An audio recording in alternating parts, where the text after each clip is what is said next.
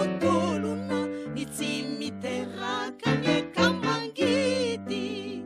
ny sasany tsy mba voavidy nino na voleo an-tanana raha tsy anjareo de tsy mety manana ny tsy miteraka de mahavatra manangana sasa mahantra ny kolokolo ny tsy any tena hatovany vola serena ny tsy miteraka ny ekamangina fa tsy misy orotsirotsina tsy mamanana kizy mansoina ny any hafa no safosafoina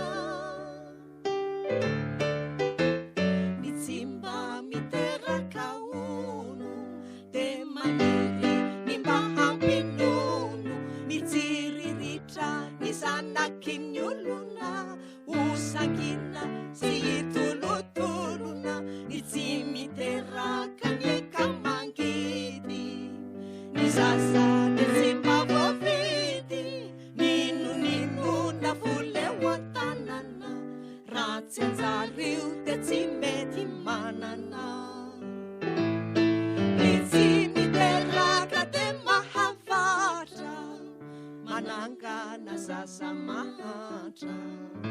mikolokolo ny tsy any tena hatovany vola serena ny tsy miteraka ny ekamangina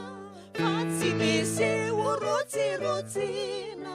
tsy mba manana kizy masoina ny any hafa no safosafoina fa moy ny teniny mahay milaza anjely tsambaolo no mpisarazasa ka izay misy mitomany any no hanaterany betsaka tra